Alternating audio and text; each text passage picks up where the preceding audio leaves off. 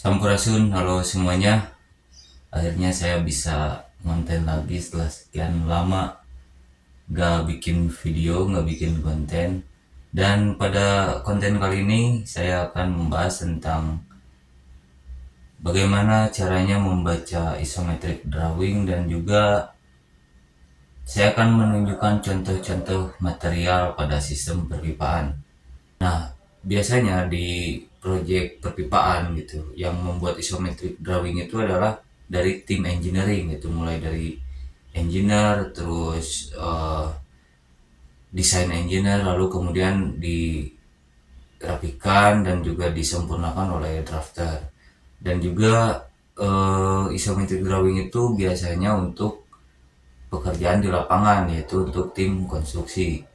Nah, di tim konstruksi ini biasanya ada seperti supervisor, ada welder juga, ada fitter terutama, bahkan helper pun diharapkan agar bisa membaca isometric drawing itu, agar mempermudah dan mempercepat tim dalam bekerja di lapangan. Seperti itu. Nah, kita langsung saja ke pembahasan untuk bagaimana cara membaca isometric drawing. Oke, kita langsung saja ke laptop. Nah, ini dia udah ada contoh dari isometric drawing yang saya buat. Oke, kita perbesar terlebih dahulu agar lebih jelas. Nah, kita lihat di sini. Ini biasanya ada template kotak seperti ini gitu ya. Ini template, atau dulu waktu sekolah itu disebutnya etiket ya. Cuman kalau saya lebih sering disebut template. Nah, template ini kita nggak perlu bahas lah, karena biasanya yang kosong-kosong ini biasanya setiap perusahaan itu template-nya berbeda-beda ya.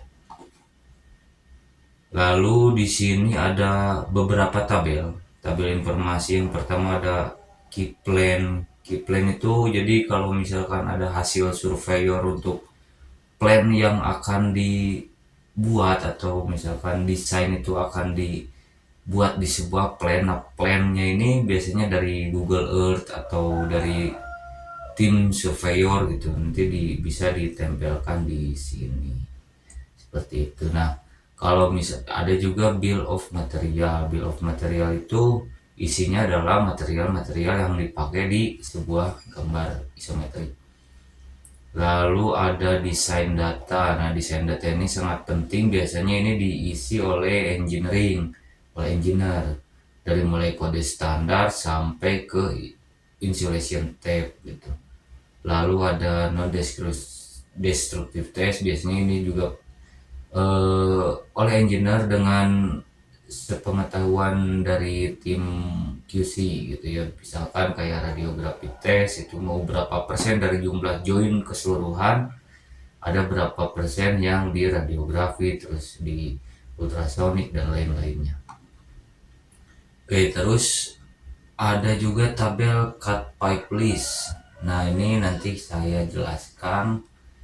Lalu ada ini arah mata angin. Nah, north ini jadi maksudnya arah utaranya ke sebelah sana gitu.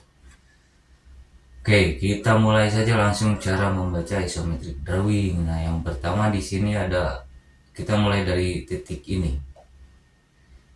Nah, ada open end, ENL itu apa sih gitu kan.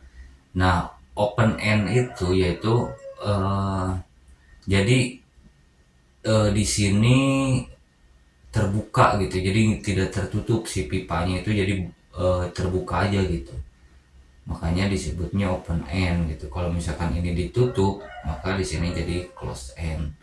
Nah, ini adalah east gitu ya, N itu adalah north. Nah, yang paling penting itu adalah L di sini, elevasi. Elevasi itu misalkan di sini elevasi plus 1044, ini dalam milimeter, jadi maksudnya 1 meter, 44 gitu ya, 0,044. Nah, itu artinya jadi misalkan dari elevasinya itu dihitung dari permukaan tanah. Nah, kalau permukaan tanah misalkan di sebutkan 0,0 misalkan ya. Anggap saja permukaan tanah itu 0,0. Nah, kalau misalkan di sini adalah 1 meter, maka jarak jarak 1 meter dari permukaan tanah ke pipa gitu. Kalau misalkan di sininya L plus 500, maka dari permukaan tanah ke pipa itu 500 mili. Kalau misalkan minus, nah berarti elevasi pipanya adalah di bawah tanah gitu. Jadi karena ini plus, maka berarti pipa yang ini berarti ada di bawah tanah. Nah, di bawah di atas, maaf, di atas tanah. Nah, kalau di atas tanahnya adalah 1 meter,044 seperti itu.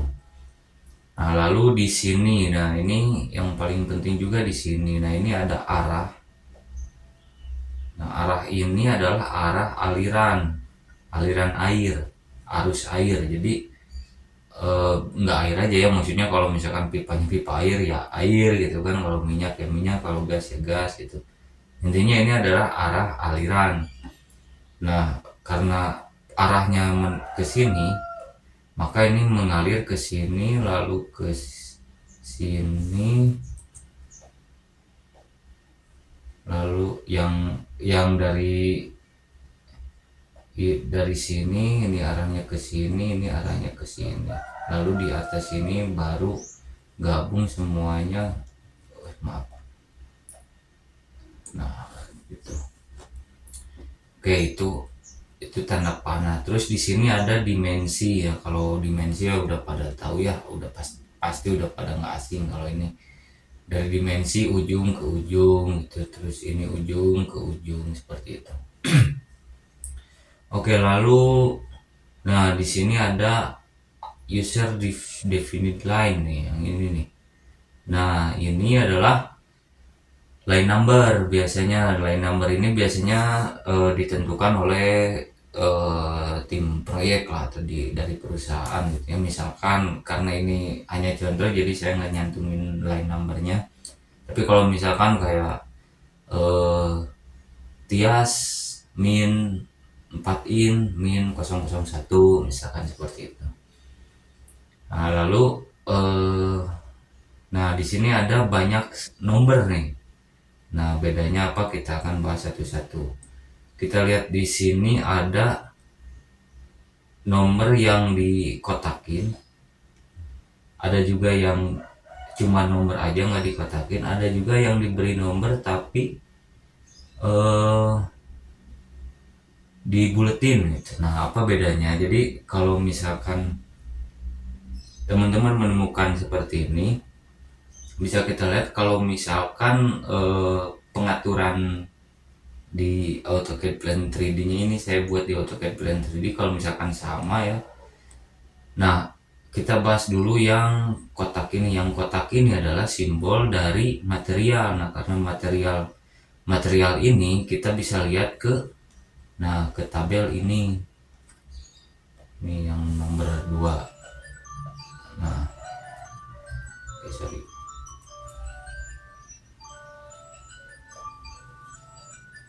Nah, kita bisa lihat ke nomor ke bill of material. Lalu kalau misalkan yang bulat, nah ini adalah apa namanya, metode pengelasan. Nah, harusnya di sini ada tabel, misalkan di sini ada tabel lagi ya, cuman nggak saya buatkan karena terlalu banyak, dan ini jarang juga gitu. Biasanya digambar terpisah untuk tabel pengelasan, di dokumen terpisah. Nah, misalkan kalau ada, berarti yang bulat ini tuh ke tabel ini, ke tabel pengelasan. Jadi ngelasnya pakai apa gitu kan, seperti itu. Nah, lalu yang ini misalkan yang gak diapa-apain, cuma nomor aja gitu ya, seperti yang ini atau yang ini. Nah, ini kita bisa lihatnya di sini, di tabel cut pipe list ini. Nah, itulah fungsinya tabel ini, yaitu nah misalkan kita lihat di sini ya, ini dimensinya 616, itu dari ujung ke ujung. Nah, kita lihat tabel nomor 3 yang ini. Nah, kenapa ini 388 tapi di sini 616? Nah, karena di tabel ini yang kita baca adalah bukan dari ujung ke ujung, tapi dari titik ini, titik pengelasan ini sampai ke titik pengelasan ini. Seperti itu. Nah, jadi ini mempermudah, jadi misalkan kalau ada sebatang pipa gitu ya. Misalkan ada sebatang pipa terus mau kita potong. Nah, kita jangan lihat dimensi yang dari ujung ke ujung, tapi kita lihat yang cut pipe list. Jadi kalau misalkan kita potong 616 itu kepanjangan. Jadi yang kita potong harusnya 388 mm.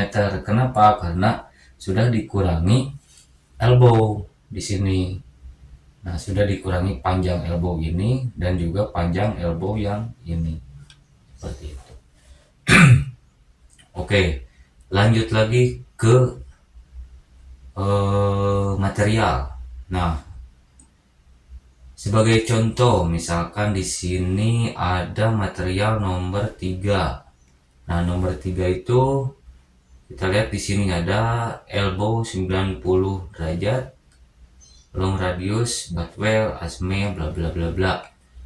Nah, kita pakai yang 3 in di sini. Nah, ini size-nya ya, size-nya 3 in. Oke, saya akan tunjukkan elbow, tapi ini bukan elbow seperti di gambar ya, karena saya adanya elbow yang seperti ini. Nah, ini elbownya 3D. Kalau di gambar itu butt well ya, tadi BW tadi itu butt well, jadi dilas, tapi kalau ini 3D jadi cuman di cut seperti itu. Karena tidak ada contohnya, jadi saya cuma bisa menunjukkan seperti ini. Oke, lalu misalkan di sini ada material nomor 5. Nah, nomor 5 itu adalah T. Nah, T di sini juga butt well, tapi saya adanya yang 3D. Nah, oke, nggak apa-apa lah, yang penting ini bentuknya seperti ini gitu. Oke, terus ada lagi di sini material, kalau pipa udah tahu lah ya. Kalau pipa tuh ya seperti ini, batangan seperti ini. Cuman ini, nah, cuman ini 3D dia, nipple disebutnya. Oke lah, intinya berbentuk seperti ini. Lalu ada reducer di sini. Nah, ini reducer itu seperti ini. Nah, ini terlalu kecil ya. Kalau di sini kan reducernya itu 3:2. Nah, ini yang nomor 4 ini 3:2. Tapi di sini saya cuman ada berapa ini ya? 3/4 ke setengah. Jadi ininya setengah, lalu naik 3/4 gitu. Nah, ini fungsinya untuk misalkan dari pipa kecil terus mau dirubah size pipanya ke pipa besar, nah pakai reducer gitu. Harusnya ini juga butt well, tapi karena saya punya cuma punya contoh-contoh yang 3D, jadi ya oke lah gitu, yang penting bentuknya sama. Oke, terus nah di sini ada flank. Nah, simbol flank ya seperti ini. Flank itu bentuknya seperti ini teman-teman. Nah, saya punya flank. Kalau ini benar butt well gitu ya. Yang lumayan berat juga ya flank ini. Oke, lanjut. Oh iya, lupa saya. Kalau misalkan ada koneksi flank kan, kalau di gambar ini flanknya cuma satu ya. Misalkan kalau flank to flank gitu. Nah, berarti tinggal dibaut di sini, nggak perlu dilas lagi. Kalau misalkan flank to flank, tinggal dibaut lubang-lubang ini pakai baut gitu.